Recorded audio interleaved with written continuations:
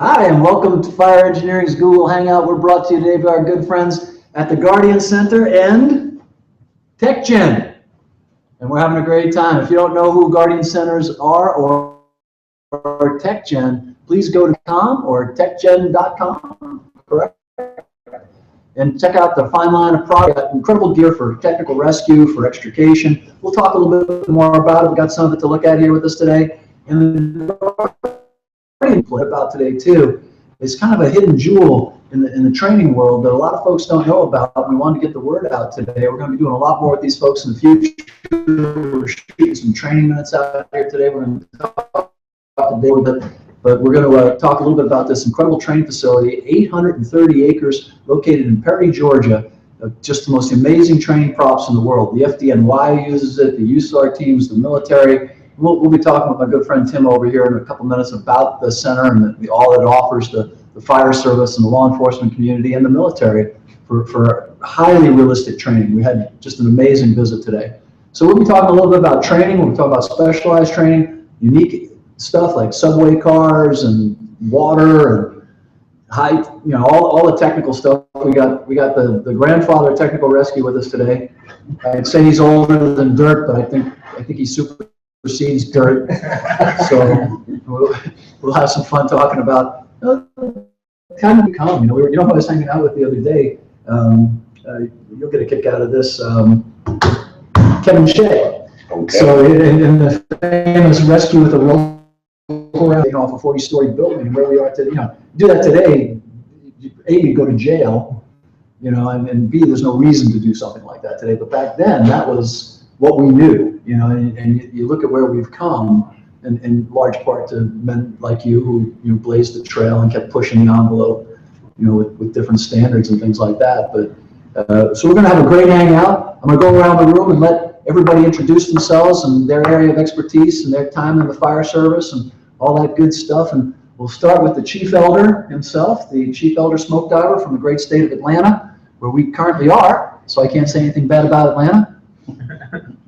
Dave Rhodes, 30 years in the fire service, done technical rescue with the Georgia Urban Search and Rescue Team. As Bobby said, run the smoke diver program along with Brent Hollander and our board of elders, and just a lot of involvement with FDIC, running logistics there for our hands-on training, and working on the advisory boards for both the conference and the magazine, Fire Engineering and Fire Apparatus. Dean, why don't you introduce yourself to everybody? I'm Dean Patrick. I'm known as a fire fossil just by age. I've had 50 years in the fire service and been very blessed to have a good career. Work with Spec Rescue International, and our goal is to try to deliver the top quality adult education needed for technical rescue today to produce survivors in our area. Now, where did you start your career? Started my career, sir, as a volunteer in 1964 back in a little town in Troutville, Virginia. Retired in 1998, but I didn't really actually retire. Retired in 1998 from the system as a director of fire training for the state of Virginia Department of Fire Programs. But next day I joined another fire department and been kicking around ever since. The next day? Yes, sir. 50 years. Yeah.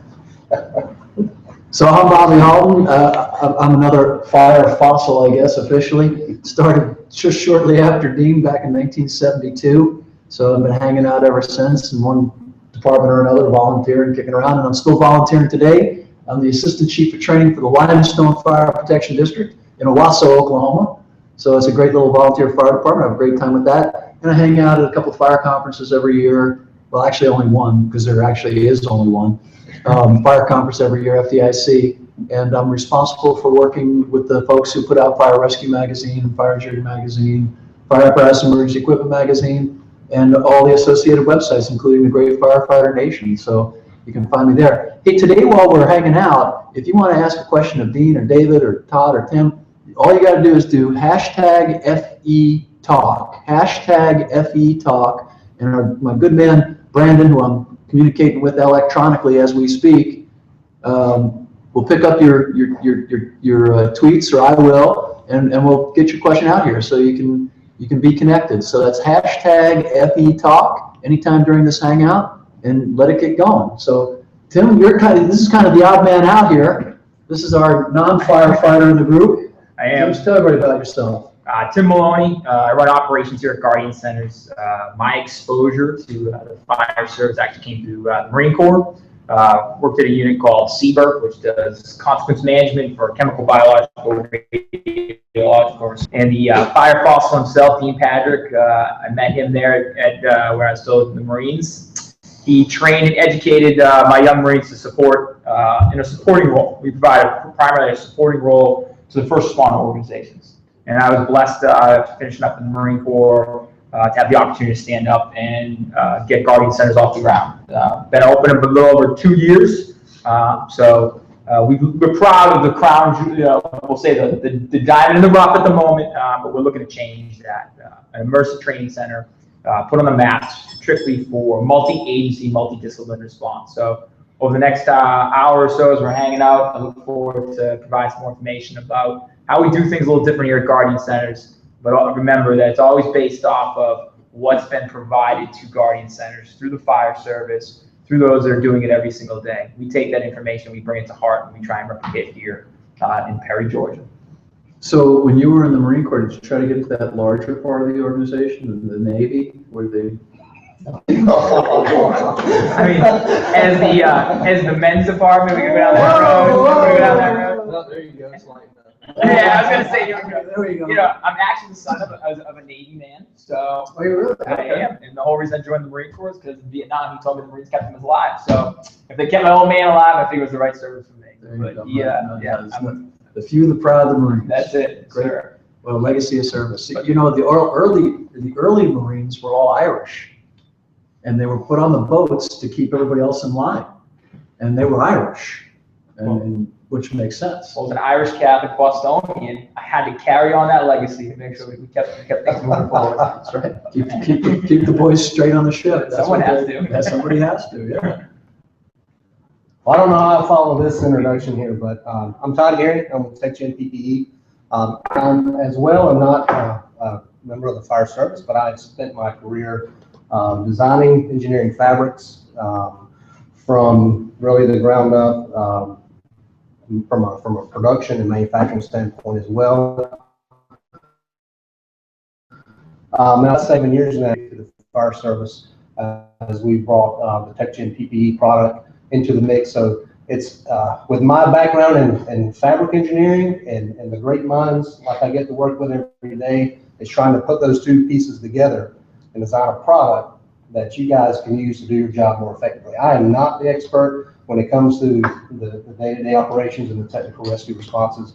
Hopefully my team brings some expertise in helping design the product that you need to do your job.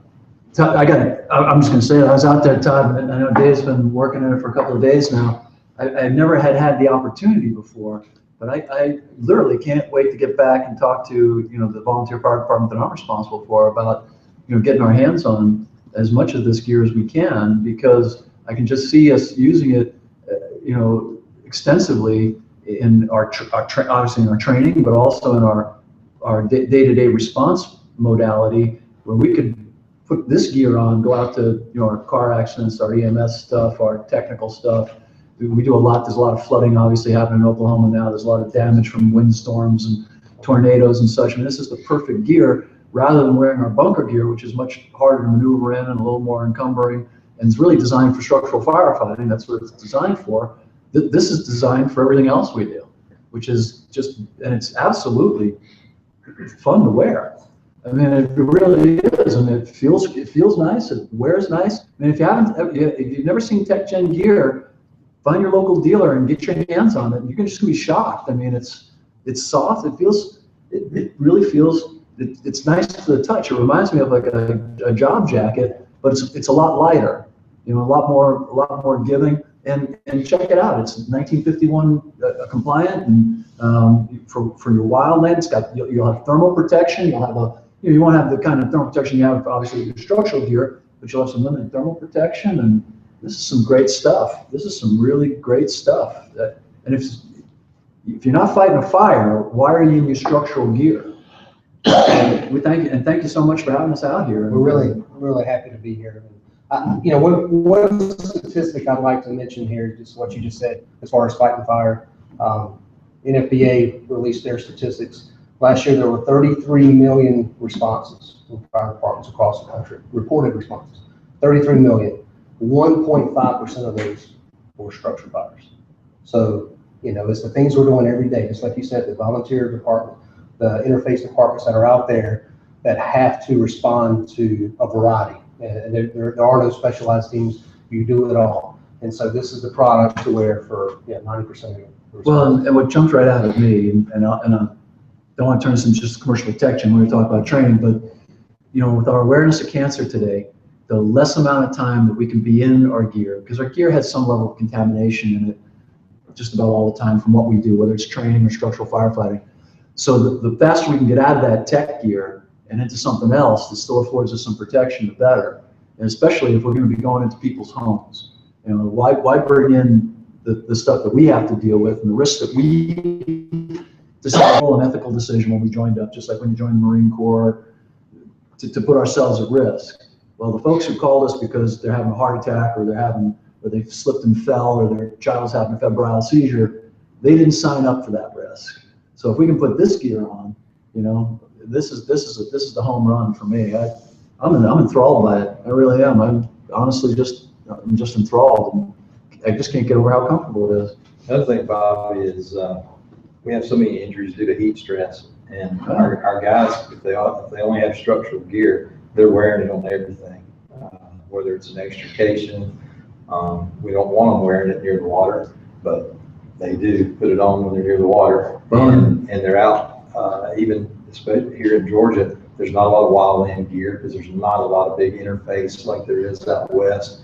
We see more and more incidents of that, but you know, for my first 20 years or whatever, if we had a fire in the woods or the wilderness, or as we call them here, grass fires, we wore our structural gear and buttoned up. And how many firefighters have died just because of that? And we hated those fires more than structure fires because you got hotter and worn out, and it was strictly from wearing and sweating in that gear. Yeah. This is that you do technical rescue, your extrication, your structure, you know, your wildland, all in this gear, and reduce your exposure. It's a home run all the way around. So it's great stuff. Let's talk a little bit about what we're doing here at the Guardian Center, and then I'll bring Dean in on this one because this is kind of the ultimate evolution of what we saw beginning, you know, back in the technical days, back in the 70s. You know, I would love to have Ray Downey sitting in this place. I know his sons Chuck and Joe are not here, but could you imagine Ray at this place? Holy mackerel! And he was a Marine. You know? He was, and honestly, you know, I met Joe. Steve Burke did a lot of work with Joe, and that actually stemmed from his father. His father had helped stand up Steve Burke's technical rescue component. So Ray, Joe, the Downey family have a lot of lineage back to even Seabird and the Marine Corps as a whole, as an organization. We have one technical rescue, essentially consequence management unit in the Marine Corps, and it's Seabird, and a lot of the rescue component and instruction in what we do today. So you know, he's been a you know, impact on me, and even he continues to impact in Guardian Centers as we go forward. You know, and continue to develop and evolve as a training location here. So let's pick on the Guardian Center for a few minutes. 850 acres of Disneyland. And if you go to Disneyland, some people like Magic Mountain, some people like It's a Small World, some people like Tom Sawyer's Island. It depends on what part of Disneyland, you know, is your ballywick, so to speak. So, Dave, you've been out here for a couple of days. What did you fall in love with? It's unbelievable. Just the realism of the two big concrete collapse structure is just huge. It's enormous. There are so many possibilities. And the first thing that struck me when I saw it is, man, this is real. This wasn't built for a prop. This is the real deal. And of course, it was designed and built, but there's a lot of options. There's a lot of safety things that are built in. One of the things that I thought was just incredible is the system of tunnels and access up underneath the debris piles to where the victims, we can use live victims and we don't have to keep them out there for 6 hours while the USAR teams are working. We can just call for them, and there's color coordinated tunnels up underneath, and we can kind of move almost like a movie set from the green room to the area where the rescue is going to occur. That's phenomenal. Visually, the small town where we flood the town and have how many structures? You had eight full-size, like, single-family dwellings in there, swing sets, chain link fences. It's just incredible, the realism, the effect, and there's just so much to do here. As Tim said, it's really a paradise for multi-agency team training. If you just wanted to test out your hazmat team in an urban type environment, you wanted to come down here and use a new tool that you got on your truck, or if you wanted to coordinate 5 or 6 agencies down here with a full incident management team for a multi-day deal, it's huge, and you can do anything. It's got its own highway. Yeah. You know, which is fantastic. I mean, because we often talk about, you know, rolling up and how important rolling up is. I mean, it can set the tone for the entire event. Well, here you can pull in right off the highway, which I thought was just amazing. So, Dean, you've been around the block a time or two, and you work out here regularly. What's your favorite prop? What do you think has been the most beneficial? What do you see? Well, the biggest thing that I admire about Guardian Centers and what they've done is basically it's a total concept type training. And basically, you could start here in the basics with crawl, walk, run. And, you know, when we first got into urban search and rescue as a result of some of the earthquakes, and what brought attention to us was in the early years was the Mexico City earthquake, which our State Department sent some people. And then we went to Armenia and so forth. We realized we were going to have that need here in this country. And we started with basic concept of we needed a rubble pile. And everybody heard we needed a rubble pile. And the rubble pile was just that. We built them all across the country. We built them all over the country, and we taught people how to, at the best I could say we were teaching people how to do was walk across rubble. Right. And follow the dog. And move large objects for no apparent reason. The gentleman that put this together, Mr. Burkhart, he had a good vision of what was really needed in our training arena. And what I saw him do is actually take structures and make them realistically in the appearance of what the effects that Mother Nature would have on, whether it be an earthquake or a tornado or destruction by fire or hurricanes. And we were no longer just, you come here, you're not just playing on top of a rubble pile. We recreated a realistic environment where things can shift and can move. We're not sterile like some of the other major training entities that I've worked at, which they've done their share of good things for the fire service, but we're not sterile here. We really, you can get hurt. And the first thing we need to teach firefighters is how to protect themselves and not get hurt, because if they can't do that, they can't be successful in saving anybody else. So the realism here and the flexibility and the ability, the reason that we can change so many things from and meet a realistic environment in any of the disciplines we need in technical rescue has really made this the premier training site. If I could. Yeah, no, it's a hangout. Sure. And no rules. And what Dean is saying, I think if Jeff were here, he would tell you the reason he got here was from listening.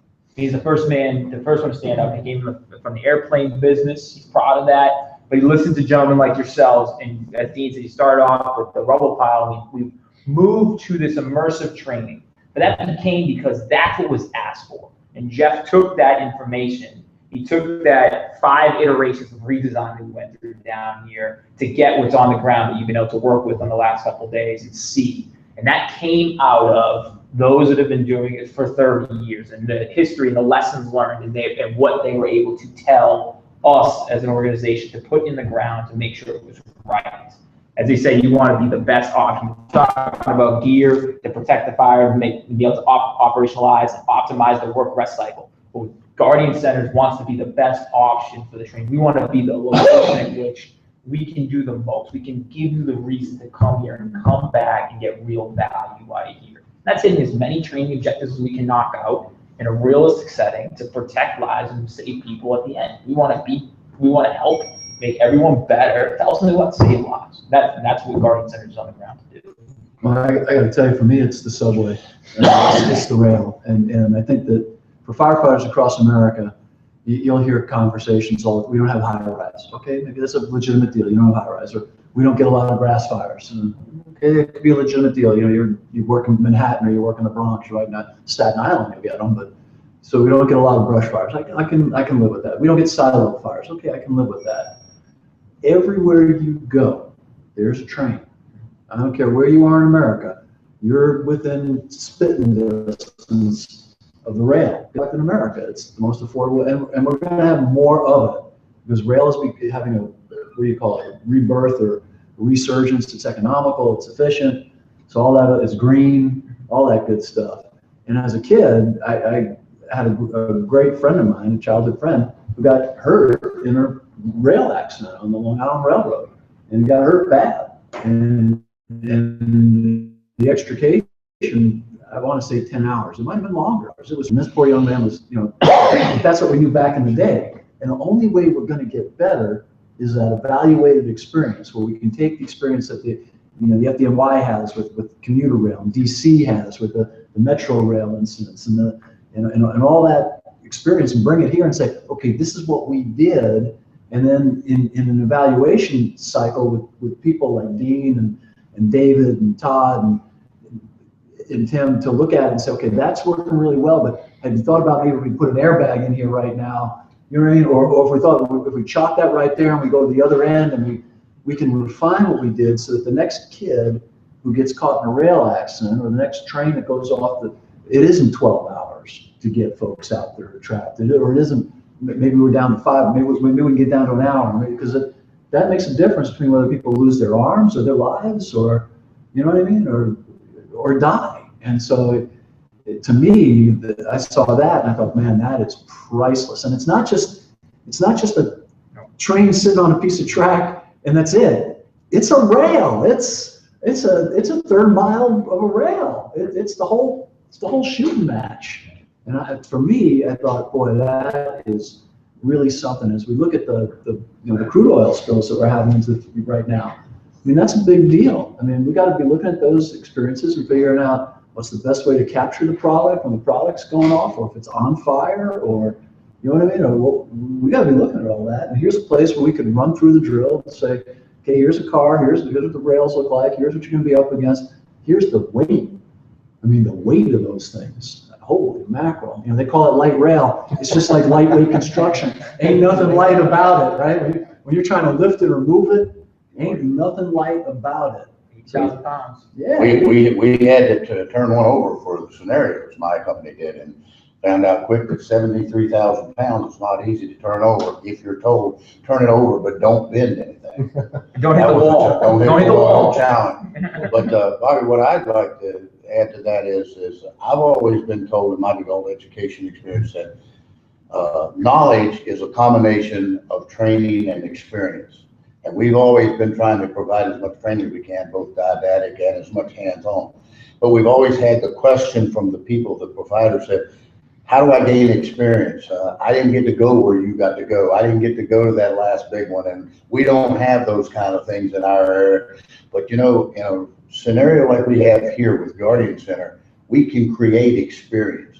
We create such realism that now we can have them actually gain experience along with us providing the knowledge through the training that we're doing. And they don't have to wait for the big one. They don't actually have to be blessed with having to be at the right place at the right time when all heck broke loose. We can create experience. And so we can get training and experience and generate that knowledge that we're trying to do. I couldn't agree with you more. When you look at the earthquakes and that are happening right now in Nepal, where we have teams deployed through USID, and right now with the tornadoes that are raging across Texas, Oklahoma, well, really everywhere today. I mean, we're seeing more and more tornadoes across the country, but knowing how to deal with a rubble pile, a real rubble pile. The minute I walked out and Tim showed me the first building, I said, Joplin. It looked like the hospital. It looked like Mercy Hospital in Joplin. I was like, holy cow, the same kind of construction features. And I can tell you, the Missouri Task Force 1 did an outstanding job. The state team did an outstanding job. But I'll guarantee you, every single one of those firefighters and responders who were with that team would have given their eye teeth to be able to spend a week out here before job. before. And I think the great American philosopher Will Rogers said it best. He said, "Some men learn by reading, some men learn by watching, but most of us just got to piss on that electric fence." Yeah, to learn. Well, to learn, and that's important stuff. I mean, Will Rogers was a brilliant man, and that's what happens at the Guardian Center. Is we can come here and you pick the scenario. I don't care if it's a simple car accident. You got the intersections. You can practice blocking and staging. You can do everything you need to do to get your crews up to speed. Whether you're starting from the basics of how to do your blocking and tackling, or you're talking about high-end stuff like you're talking about, lifting a rail car off some poor, person who might have been thrown out of it. You know what I mean? And knowing the difference, knowing what's really interesting, I think, for the fire service is that I hear people say all the time, no matter what they do to us or take away, we'll still get the job done. Well, how well we get it done matters. And then there's times when you just got to call in a man like Dean or a man like the good folks out at Williams Hazard Control with the oil well folks. I mean, sometimes you just look at it and say, "Oh no, hang on, this is really outside our wheelhouse." And you bring in a guy like Jeff Williams, or you bring in a guy like Chauncey Naylor, the folks that work for them out there, or you bring in Dean, because you need that level of expertise that people who've done it a few dozen times have. But not only that, they've been in some of those more unique deals.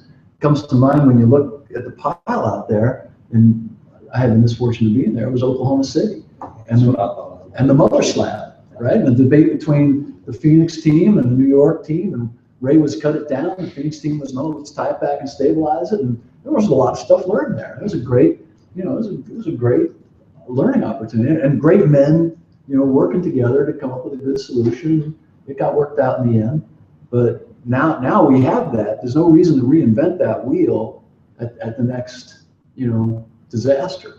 So for me, I gotta say, the subway just caught my imagination. I just thought that is really phenomenal. And then I went out and saw the flood, and I thought, okay, that's better. And then I saw the collapsed buildings. Okay, now I like that. It's like a little kid. I like chocolate; it's my favorite, but I like it with vanilla because that's my other favorite.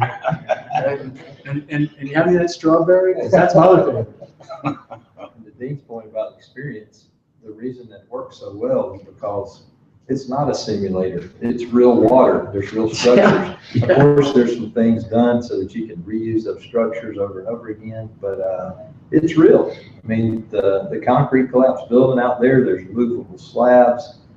There are certain things that can be reset and moved and all, but you can make it however you want. And with the train, it's a real train and real tracks, and you're enclosed. You don't get many opportunities in the urban environment with the light rail and the underground tunnels and stuff. You can't just go shut down a tunnel and hold a train in your when we've done them in the city, we'll do walkthroughs at night when the trains aren't running, but we don't set up a train car and do vacations or turn them over. And then when we do anything, it's kind of out in the yard, a little bit more sterile, still good training, but here you can put it all together in a package and make it as real as possible. Well, even when you talk about one of the big problems as firefighters that we always cry about is that we have to do our handline drills at the training academy in a parking lot in a 20 by 20 solid concrete structure. Here you've got the risers, you've got the stairwells, you've got carpeted buildings, you could really teach people. I mean, this is a Ray McCormick, Tony Piontek paradise out there. I'll tell you what. What do you got? How many blocks of actual city? So it's 16 total blocks, roughly 80 structures. And as everyone talked about, they're all multi-story, there's stairwells and there's water access points, electrical points. It's trying, as you talked about, it's trying to do that whole process. So we put all those pieces in place. And you touched on two good points. I mean, the one is the time. We worked the subway, like you said, 4 or 5 hours. I mean, you can do a 12, 16-hour operation, working through the bureaucracy of trying to lock down the subway. And then two, you talk about the multi-agency, being able, we're big enough to put more than just one team, and that's really what we strive to. So getting to pass out and getting to know each other before you're on the big one, where you're trying to figure out who's who in the zoo and business cards, we're able to provide enough opportunity for training for multiple teams So you're working together, collaborating, then it gives your command levels and ways to learn as well, understanding how resource management should be done and what plans you look at, how to actually plan out 12 to 24, 48, 72 hours of operations and what that looks like going down. So all those things can also be integrated. So when you have to respond to the Joplin or the Tuscaloosa, you're not meeting each other the first time. Hey, we work together at Guardian Centers. Remember, you got this way, you go that way, strengths and weaknesses. Or even the North Hollywood shootout. I mean, there's a classic video of the North Hollywood shootout with the crazy guys who took over the bank, Mazzarano, I can't remember the other guy's name right now, but they were crazy guys. They took, Barbertall, full body armor. They went to kill and die. That's what they were all about. But during the gun battle, they called for an LA City fire unit to come do medical standby. Well, they gave me the address, whatever, I'm just gonna make stuff up, I don't remember the address, but they say Wilshire Boulevard, 1015 Wilshire Boulevard. Well, we know the fastest way to 1015 Wilshire Boulevard, right past the bank. So the bad guys are doing rat-a-tat-a-tat-a-tat, the cops are bang, bang, back, and rat-a-tat-a-tat-a-tat, bang, bang, back. Fire trucks come, and you see the bad guys lift their weapons, wait for the fire truck to pass, and then go back to rat-a-tat-a-tat-a-tat with the cops, and I'm thinking, thank God they did that. But you could just as easily have a bad guy who goes rat-a-tat-a-tat-a-tat, and now you've got wounded or killed or trapped firefighters, in a crossfire. I mean, it could have been. Thank God it went the way it did, but you could drill that here and say, look, this is how you control perimeters. This is what cops call it the kill zone, we call it the hot zone, but this is a kill zone. This is how you close it off, and you could actually drill your police. I said, no, even fire trucks don't go through this. Nobody goes through this. Because the time to learn that is not at the North Hollywood shootout. It's in this facility, you could actually do it. We do. We have an active shooter program that basically is coordinating fire and police having to respond to something and share responsibilities. And, well, it's a sad world we live in, but because you realize we're starting to put body armor on firemen. Would I have ever thought that in my life? No, but times are changing, so what we can do here is we can change with the times and we can adapt to whatever new programs need to come along and try to be proactive instead of reactive. Well, and what's interesting too is that people forget, and what we can do here at the Guardian Center is that the worst school shooting wasn't Columbine, it wasn't Virginia, it was Bath Township in Michigan, Bath, Michigan, and it was in the 1900s. It was 1905 or 1912. And it was an old boy who was mad about his taxes being raised to support the school. And he blew up a school, and he killed like 30 students and 10 teachers, and blew up a school. So, but now we're capturing experience. You know what I mean? Now there was no Guardian Center in 1930 in case somebody did. And I'm not trying to. God, I don't want anybody to blow up a school. That's the last thing we want to have happen. But things happen.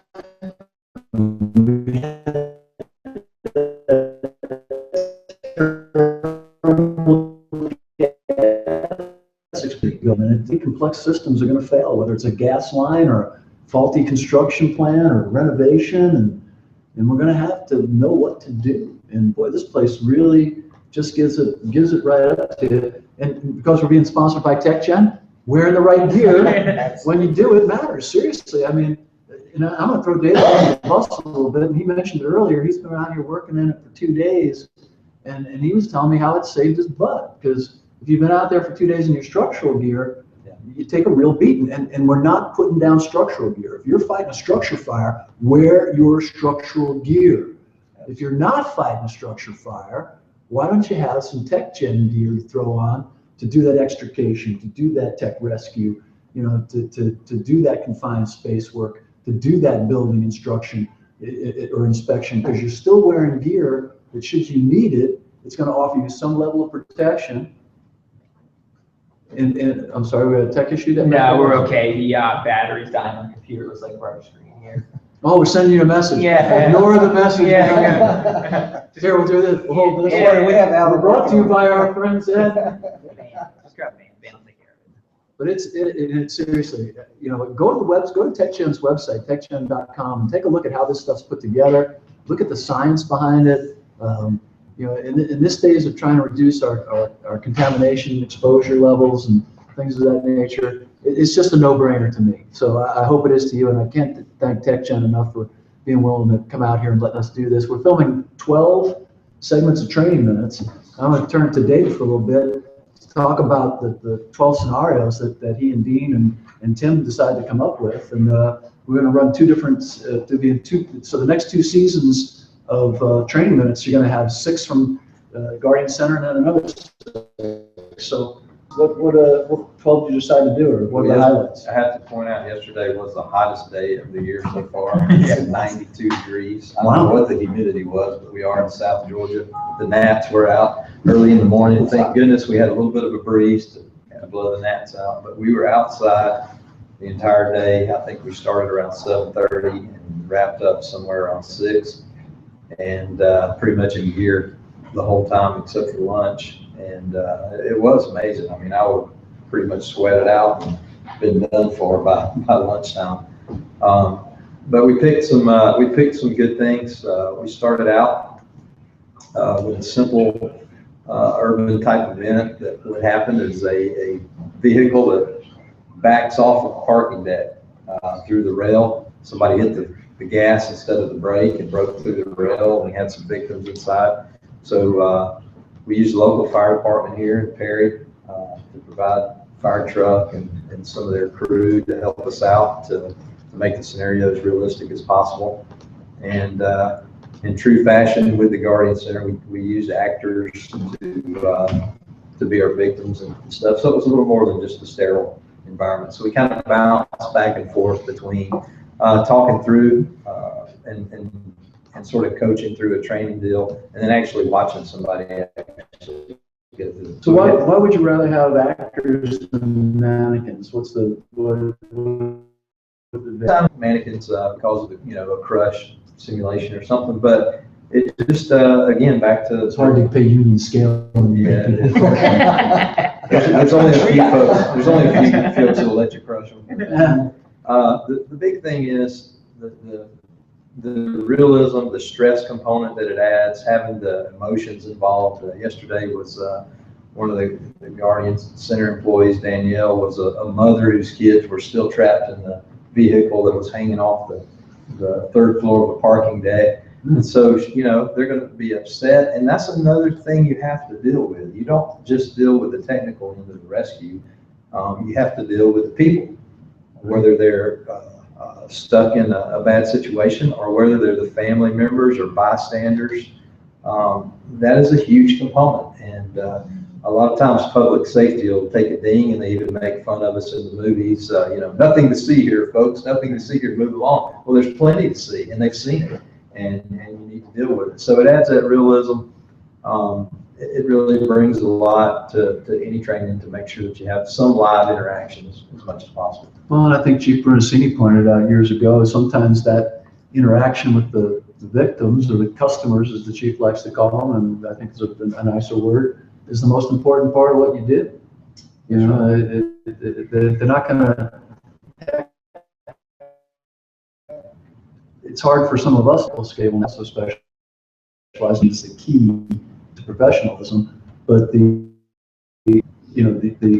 attitude and the way you treat people, they'll remember that forever. They're not going to be able to say, oh, they had a 4-to-1 advantage and they used the they said, well, those firefighters are very kind and understanding, very professional, and in contrast to the cops who were just awful. And if you're running there, that was really blowing up.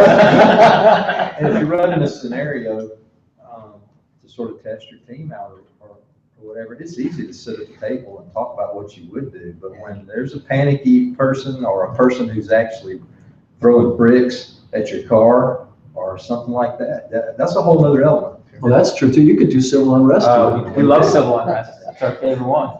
I've already signed up to be a role player for that. Yeah, me too. That was going to be my favorite part. The whole We can throw boxing models. Yeah. Molotov cocktails. Oh, Yeah, all kinds of good stuff. So Yeah, we did that. We stayed over at the concrete collapse, and we did a patient access underneath the collapse with a core drill. Used a search cam to gain access and see what was going on. Then we did a dirty breach so that we could get a rescuer down in. Then we did a segment on packaging and getting the victim up out of a collapsed area. And then we moved over to the steel collapse building, and we had a victim trapped under a steel I-beam that we had to use torches. And again, these are training minutes; they're not training courses. Right. So as you watch them, it's more of an exposure to some techniques and some equipment and stuff, more so than it is a step-by-step technical script of how to do it. And our goal with it is let some people see sort of what's available, and also some basic techniques that can be used. We try to keep things simple, but we didn't want to get wrapped up into trying to explain the entire deal of technical rescue. If you're on the technical rescue team, you're doing your training pretty regularly.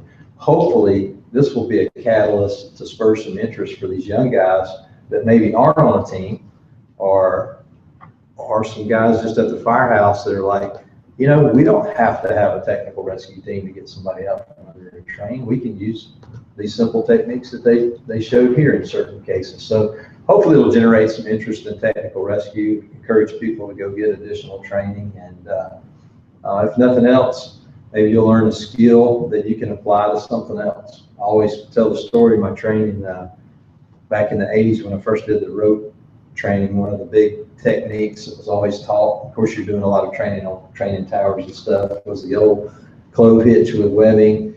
Drop it down so that you got a little 2-to-1 to pull the basket up over the rail or something like that. Never ever have I used that on a technical rescue, but I used it 5 or 6 times in vehicle accidents where the vehicle was turned upside down. And we used to put the old KED on them, Right. which now we have the LSP and the spec pack and things like that, which is a souped up KED. Right. That's made for lifting. Those KEDs weren't made for lifting, but guess what we did back then? We lifted with them. So we would tie off to the A post, have somebody down, make a little 2-to-1, and a couple guys could pull out of the car. Never used it on a rope rescue, but this type of training makes you adaptable. And good firefighters are adaptable. They can take a certain skill that they've learned in context and say, hey, you know what?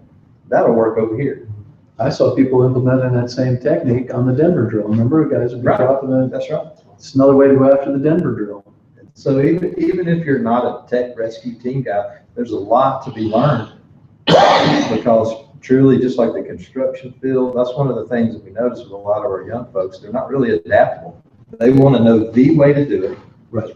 And if you can't tell them the way to do it, they're kind of lost if it goes off script. But I think and I don't think it's anything to do with today's generation. I think that's Those just are much smarter than us. right.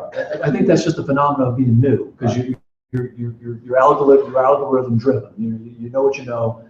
Once you get a huge body of knowledge like old people have like us, or intuition, you can become more adaptable then, because you've got experiences. You can say, hey, I have never lifted a tool doing this in my life, but I can lift him. You know what I mean? And I love that. Well, we came up, we were raised playing with, our rifles were shooting each other, played war, and cowboys and all that stuff with sticks and makeshift aids. So we were adaptable as kids. Now they just are on a computer, and they're in Afghanistan, Right. Call of Duty, fighting the war, and it's about as realistic as you can get without getting shot at, visually. And that's a great deal. My grandson, a young guy, his parents are raising him right. They're in California. She doesn't want any weapons, so I taught him bang.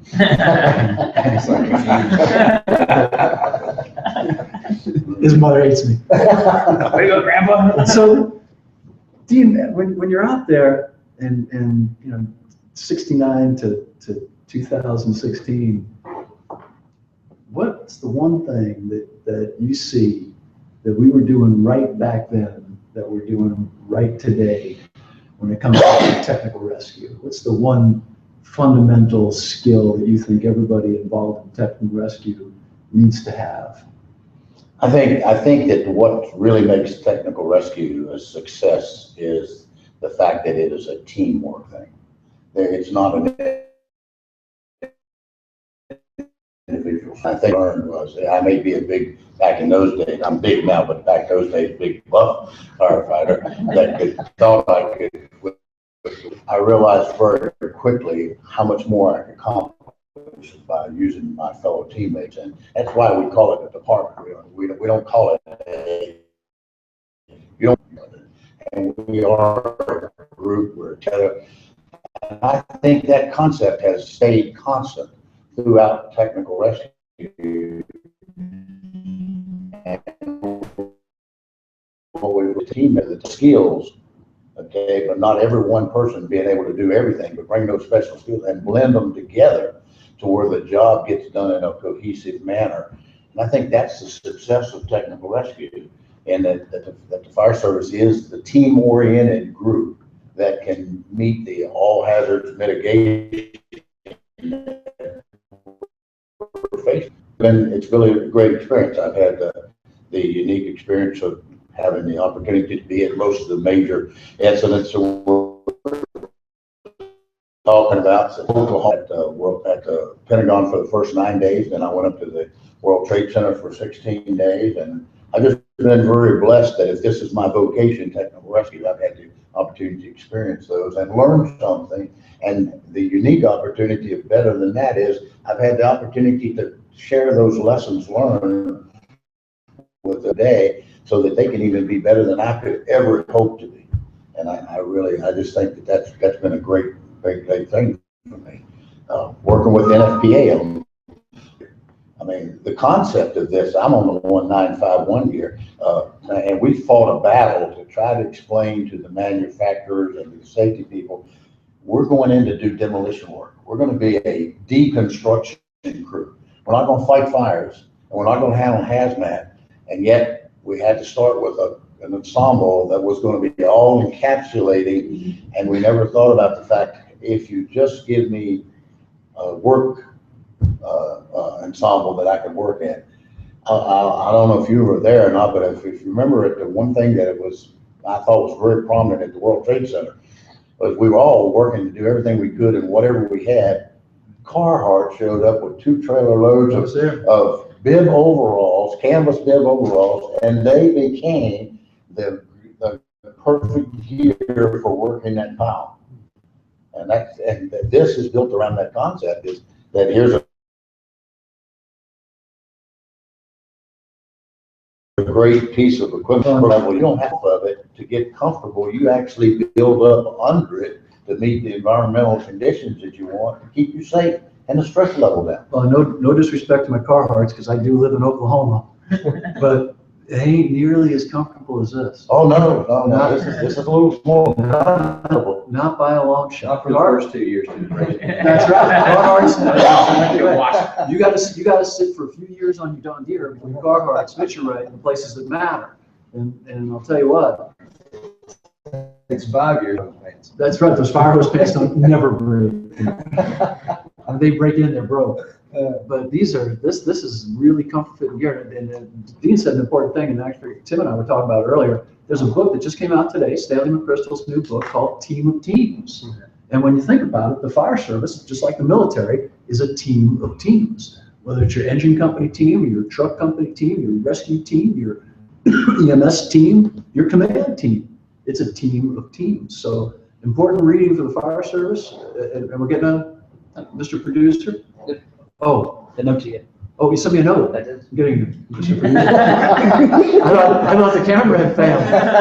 But we always think it's important. David and I are avid readers, and we always push books to people and want people to read stuff. So there's a great. You can't go wrong with Stanley McChrystal. Stanley McChrystal, guarantee it's good stuff.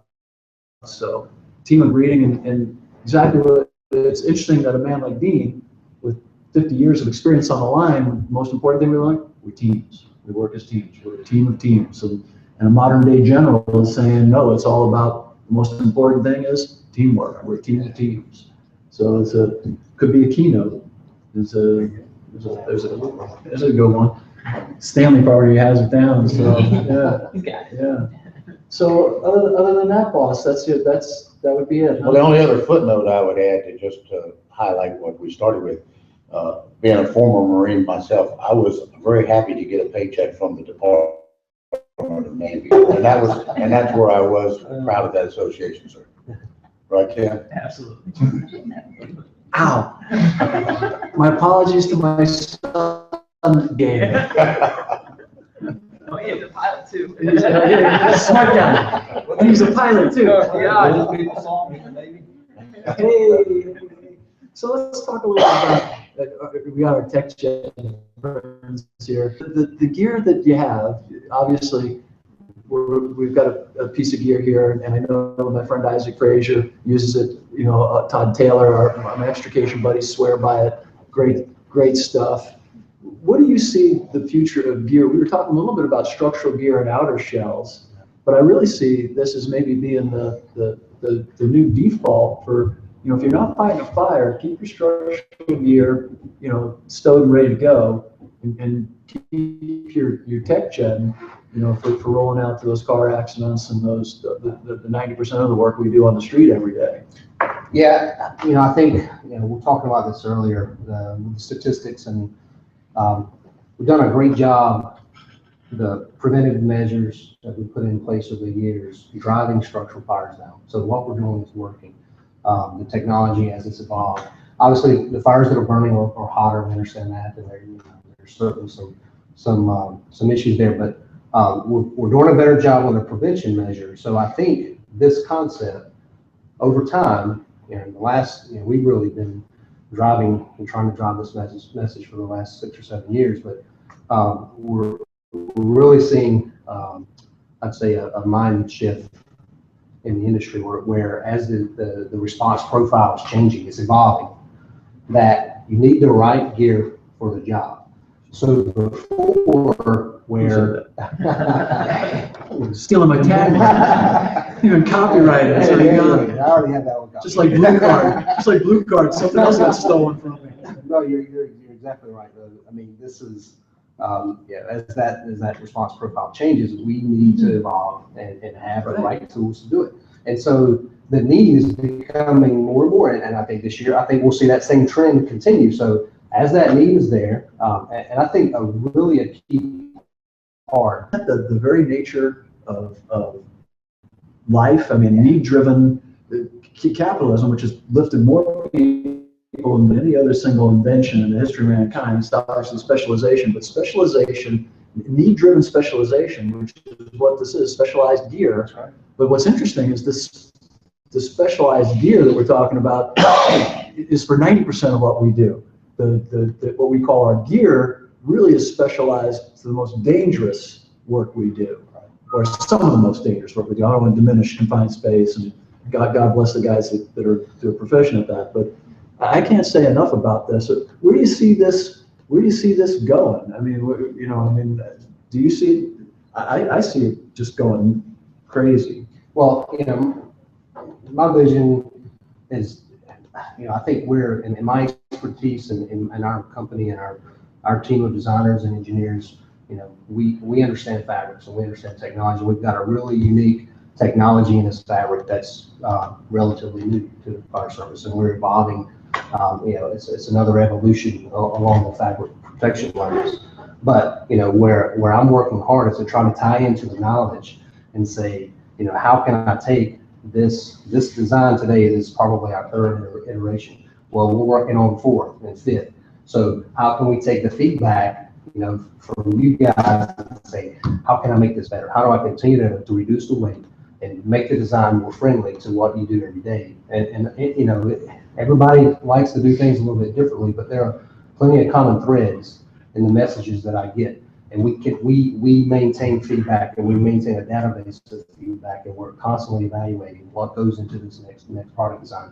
So I see this technology continuing, you know, to improve as it is and becoming more specific to the need that's out there. I think another key point is budgets it's critical. So the price point unfortunately, this is still a luxury item. You know, everybody has to have turnout gear, and if they have their turnout gear, their structural gear, then they can use it for these other responses. And I think that's why we are today. You spend so much money in structural firefighting gear that it's hard to justify, you know, the expense of this. Well, you're kind of we got a question from one of the people watching that said, why do you think fire departments are reluctant to adapt buying non-structural gear like TECGEN PPE? That came through from Christine. Thank you, Christine. Christine thinks, I think that the challenge one it's budgets. Having that, the extra money to spend on there is key. And then also dealing, how do you deal with 2 sets of gear? So that's certainly a common question we get. But we're unique in this space in that we go from fiber to finished, making everything from You make the fibers. Yeah, the TECGEN fiber is a very unique carbon-based fiber that we manufacture just out of Texas, and then we do everything else in the Carolinas. Texas? Yes. So I like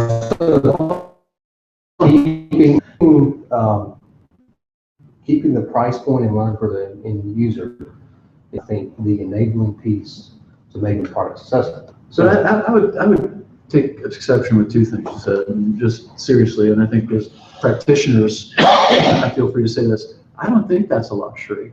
I mean, right now we've got Dr. Horn and Dr. Smith, Denise and Galvin, working on what happens to our, and we had Dr. Brown's great work on what happens to us when we're inside of PPE physiologically. Right. And It's crazy. it does crazy stuff to our bodies.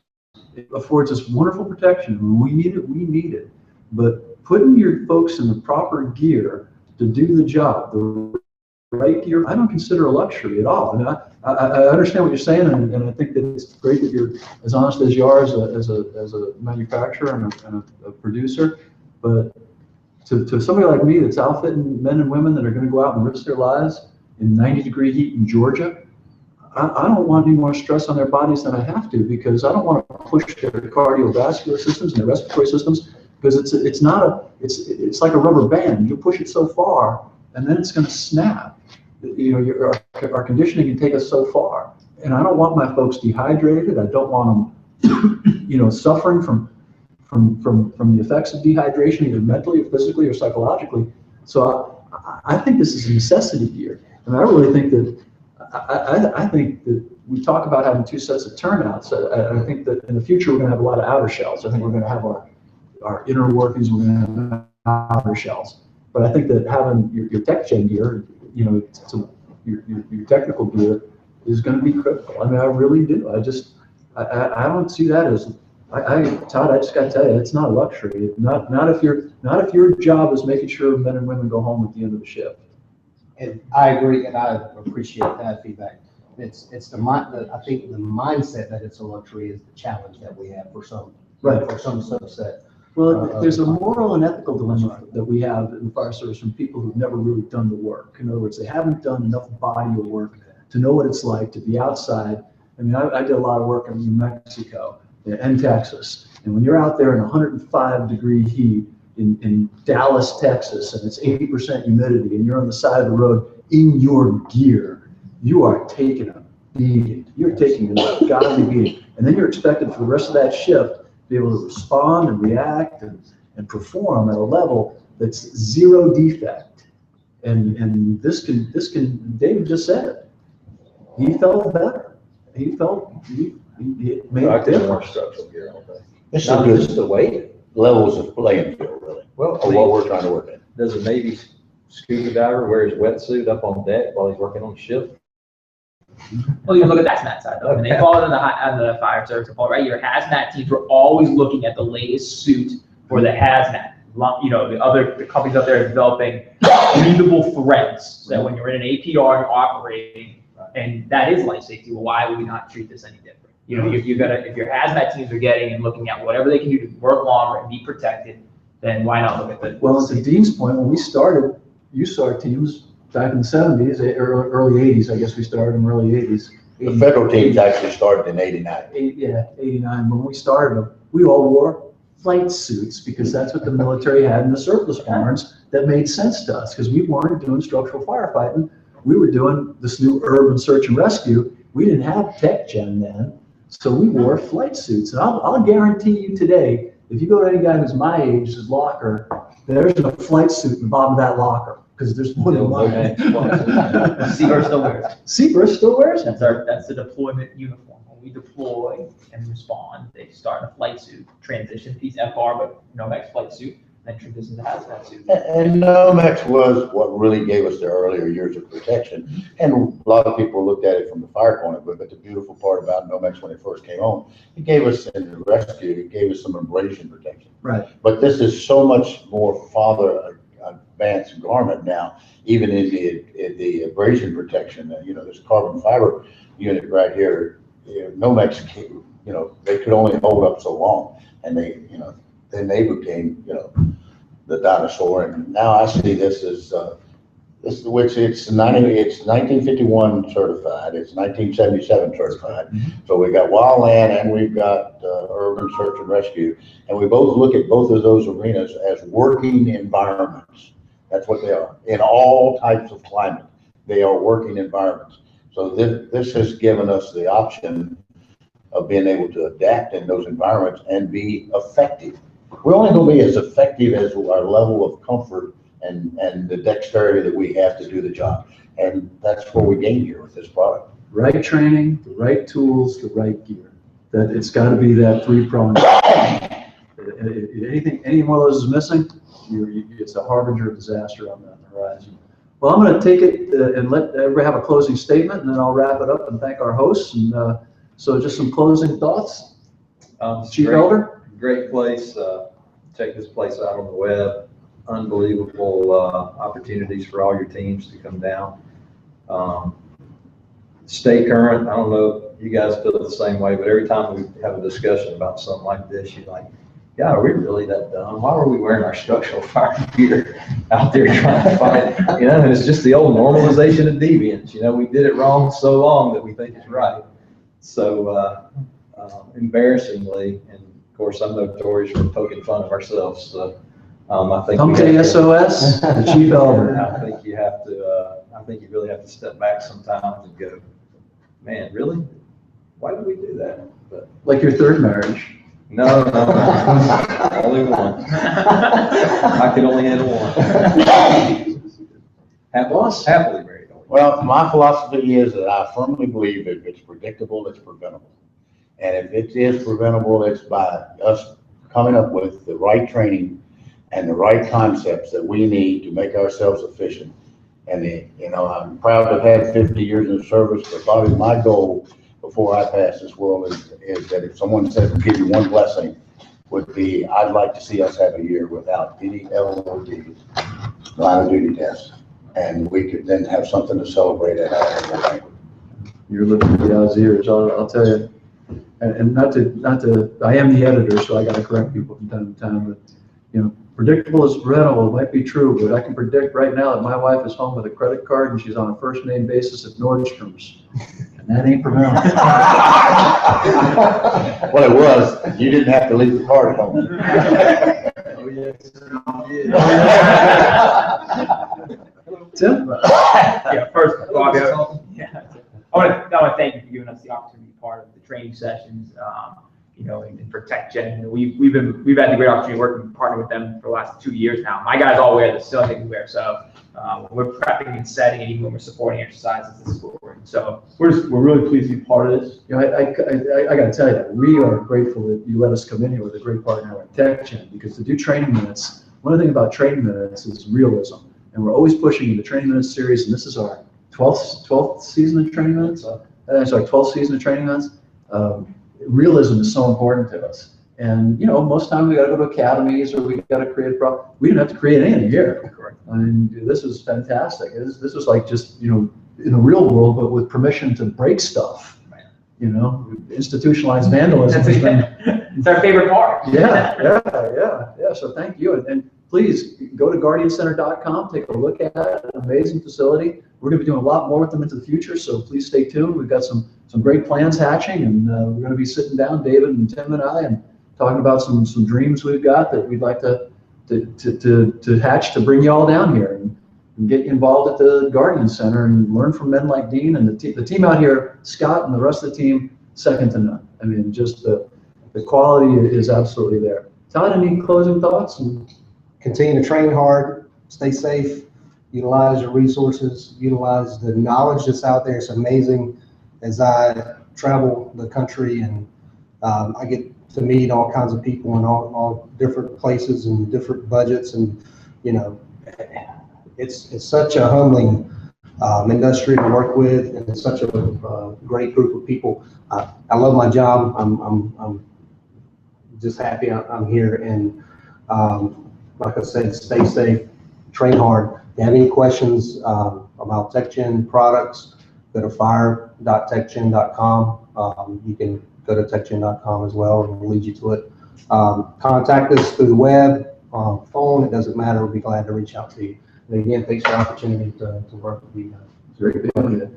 And remember, the call for presentations for FDIC International 2016 are open. If you'd like to be considered one of the best of the best, here's your opportunity.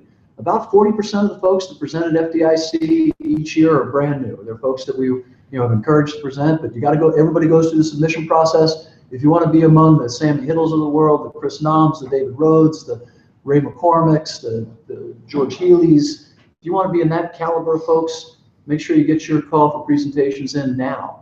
You don't want to wait till the last minute. Get them in now. It's a fantastic opportunity, and we're always looking for new voices. If you're a writer or a speaker, or if you think you're a writer, we've got 3 magazines that are looking for your submissions. It's Fire Rescue Magazine. If it's about education, it's in Fire Rescue. If it's about training, it's in Fire Engineering. And if it's about apparatus or equipment, it's in Fire Apparatus and Emergency Equipment.